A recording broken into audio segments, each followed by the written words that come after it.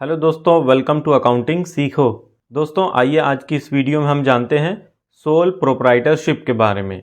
इस वीडियो में हम समझेंगे कि सोल प्रोप्राइटरशिप क्या होता है, इसकी मीनिंग, इसकी क्या डिफिनीशन होती है, इसके फीचर्स क्या क्या होते हैं और यह सोल प्रोप्राइटर बिजनेस जो किया जाता है इसके एडवांटेज और डिसएडवांटेज क्या होते हैं। तो आज की यह वीडियो बहुत ही इम्पोर्टेंट है। अगर आप सोल प्रोप्राइटरशिप के बारे में डिटेल में जानना चाहते हैं तो आप इस वीडियो को एक बार पूरी ज़रूर देखें। तो दोस्तों सबसे पहले हम जानते हैं कि यह सोल प्रोप्राइटरशिप की क्या मीनिंग होती है, इसका क्या अर्थ होता है। The word sole which means single and the word proprietorship which means ownership. The legal business activities which is owned and controlled by and individual is called sole proprietorship.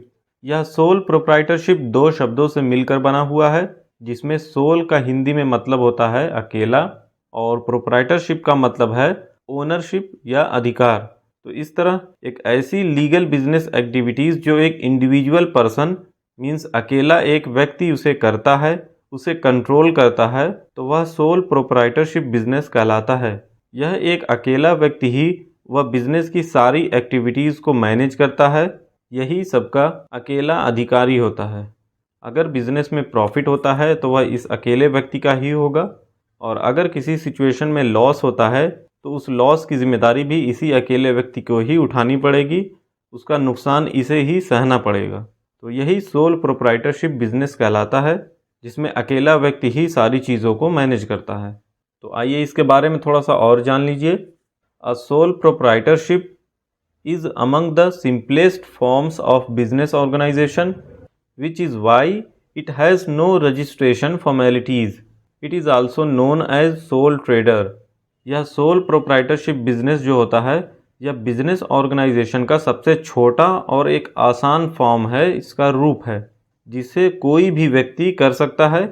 इसमें कोई भी रजिस्ट्रेशन फॉर्मेलिटीज़ या licence की ज़रूरत नहीं होती है। इस तरह बिना लाइसेंस के, बिना किसी भी तरह की कागजी कार्रवाई के यह बिज़नेस शुरू किया जा सकता है, जो कि बहुत ही आसान है। तो यह सोल प्रोप्राइटरशिप बिज़नेस जो करता है उसे हम सोल ट्रेडर के नाम से भी जानते हैं। तो यह तो हो गई इसकी मीनिंग।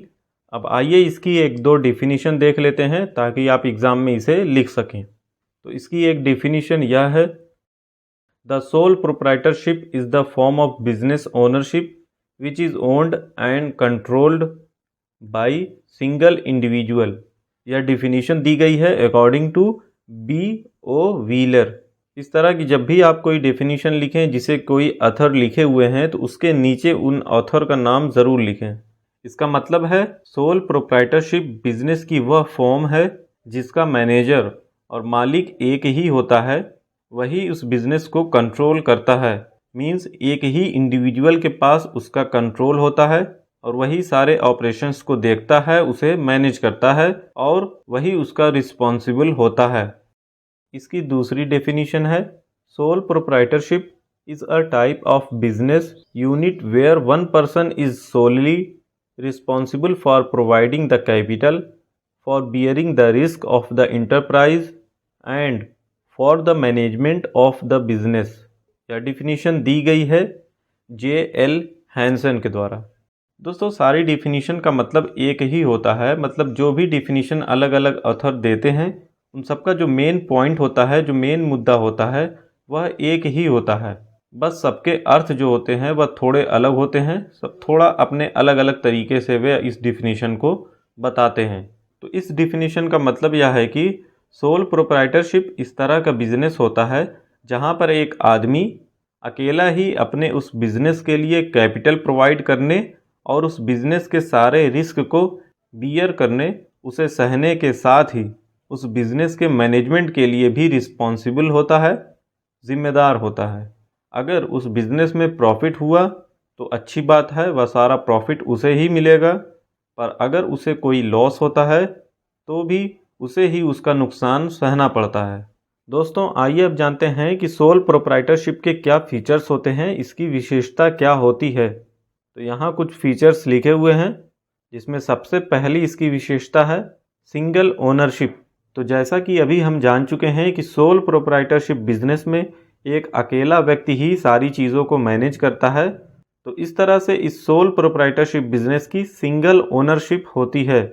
मतलब इस बिजनेस का जो ओनर होता है वह सिंगल इंडिविजुअल यानी एक व्यक्ति ही होता है। तो उसी का इस कैपिटल, असेट्स या इस तरह की इन सारी चीज़ों के ऊपर उसी एक पर्सन की ओनरशिप होती है। वही सबका अकेला अधिकारी होता है। इसकी दूसरी विशेषता है फॉर्मेशन एंड क्लोजर। इस सोल प्रोप्राइटरशिप बिजनेस को शुरू करने और उसे बंद करने में बहुत ही आसानी होती है। इसमें किसी भी तरह की लीगल फॉर्मेलिटीज़ की ज़रूरत नहीं होती है।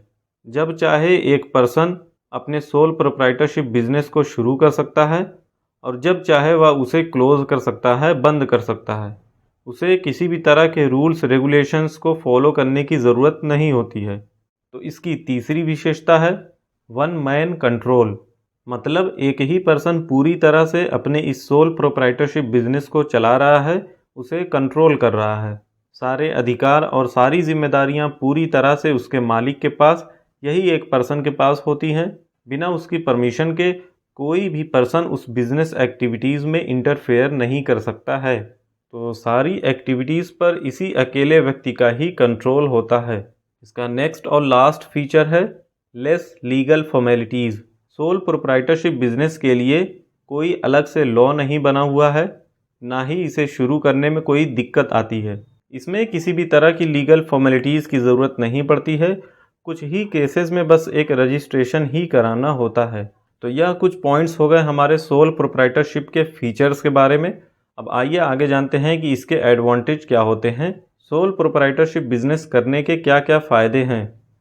तो सोल प्रोप्राइटरशिप बिजनेस का सबसे पहला एडवांटेज है easy to start and close. Sole proprietorship business को चालू करना और बंद करना बहुत आसान है, क्योंकि इसे शुरू करने और बंद करने में कोई लीगल फॉर्मेलिटीज़ की ज़रूरत नहीं होती है। जब चाहे इसे शुरू किया जा सकता है और जब चाहे इसे बंद भी किया जा सकता है, इन केस अगर वह बिज़नेस नहीं चल रहा है तो जब बिज़नेस शुरू हो गया और फिर वह पर्सन चाहे तो उसे सुबह में खोले, शाम को बंद करके घर चला जाए, या फिर दोपहर से खोले और रात में बंद करके कहीं चला जाए। उसे किसी से कोई परमिशन नहीं लेनी होती है। अकेला ही वह मालिक है। उस बिज़नेस को वह जैसे चाहे उसे चला सकता है। तो सोल प्रोप्राइटरशिप बिज़नेस का यह एक फ़ायदा होता है। सोल प्रोप्राइटरशिप बिज़नेस का दूसरा एडवांटेज है less capital expenses. Sole proprietorship business जो स्टार्ट करता है वह छोटे लेवल पर ही स्टार्ट करता है, इसलिए इसमें कैपिटल एक्सपेंसेस कम ही होते हैं। कैपिटल एक्सपेंसेस ये वो खर्चे होते हैं जो बिज़नेस को बढ़ाने के लिए किए जाते हैं। क्योंकि यह बिज़नेस छोटा होता है तो इसमें यह खर्चे भी कम ही होते हैं। इसका अगला एडवांटेज है कंप्लीट कंट्रोल। इसमें सोल प्रोप्राइटर जो होता है, यानी जो सोल प्रोप्राइटरशिप बिजनेस करता है, उसे ही हम सोल प्रोप्राइटर कहते हैं। तो यह सोल प्रोप्राइटर जो होता है उसी के हाथ में उस बिज़नेस का पूरा कंट्रोल होता है, क्योंकि वही उस बिज़नेस को अकेला चला रहा होता है। वही उस बिज़नेस का मैनेजर होता है। वह जिस तरीके से चाहे उस तरीके से वह बिज़नेस कर सकता है। जैसे चाहे वह वैसे उस बिज़नेस में होने वाली एक्टिविटीज़ को मैनेज कर सकता है, क्योंकि सारे राइट्स और रिस्पॉन्सिबिलिटीज़ उसी एक पर्सन की ही हैं। बिना इसकी परमिशन के कोई भी दूसरा पर्सन उसके बिज़नेस एक्टिविटीज़ में इन्वॉल्व नहीं हो सकता है, उसमें इंटरफेयर नहीं कर सकता है। तो इस तरह बिज़नेस का जो सारा कंट्रोल होता है वह इसी एक पर्सन के पास होता है। यह भी इसका एक फ़ायदा है। इसका नेक्स्ट और लास्ट एडवांटेज है मोनोपोली ऑन ऑल प्रॉफिट्स। का मतलब यह है कि समस्त लाभ पर एकाधिकार, एक ही पर्सन का अधिकार होना। तो सोल प्रोप्राइटरशिप बिजनेस में वह सोल प्रोप्राइटर ही बिजनेस के सारे लाभ पाने का अधिकारी होता है। बिजनेस से जितना भी प्रॉफिट होगा वह सारा प्रॉफिट उसी एक पर्सन को मिलेगा। तो जब उस पर्सन को पता होता है कि बिजनेस से जो भी प्रॉफिट होगा, जितना भी होगा, वह सारा उसी को मिलेगा, तो वह और मोटिवेशन के साथ उस प्रॉफिट को बढ़ाने के लिए और ज़्यादा मेहनत करता है। तो इस तरह सोल प्रोप्राइटरशिप बिजनेस करने के ये फ़ायदे होते हैं। अब आइए आगे जानते हैं कि सोल प्रोप्राइटरशिप बिजनेस करने के क्या नुकसान होते हैं, इसके डिसएडवांटेजेस क्या क्या हैं। सबसे पहला पॉइंट है limited resources. Soul proprietorship business में एक ही ओनर होता है, तो इसके पास लिमिटेड रिसोर्सेज और कम कैपिटल होती है। और आज के इस कंपटीशन के दौर में जहां पर ज़्यादा कैपिटल की ज़रूरत पड़ती है पर वह अकेला ओनर है जो बहुत ज़्यादा कैपिटल को कलेक्ट नहीं कर सकता है, तो इस तरह वह अपने बिजनेस को एक लिमिट तक ही एक्सपेंड कर पाएगा, वह अपने उस बिज़नेस को बढ़ा नहीं पाता है। तो यह लिमिटेड रिसोर्सेज इसका एक डिसएडवांटेज है। इसका दूसरा पॉइंट है limited growth. Soul proprietorship business का एक डिसएडवांटेज यह भी है कि इसकी ग्रोथ भी लिमिटेड होती है।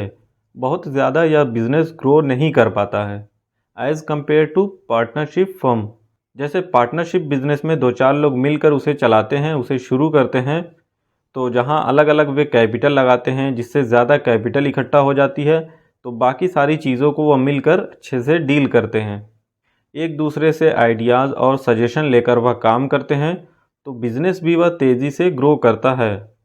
पर यहाँ सोल प्रोप्राइटरशिप बिजनेस में वह सोल ट्रेडर ही अकेला व्यक्ति होता है और वह अकेला सारी एक्टिविटीज़ को अच्छे से मेंटेन नहीं कर पाता है। उस बिज़नेस की ग्रोथ एक लिमिट तक ही रह जाती है, तो इसका एक नुकसान यह भी है। इसका नेक्स्ट पॉइंट है अनलिमिटेड लायबिलिटीज़।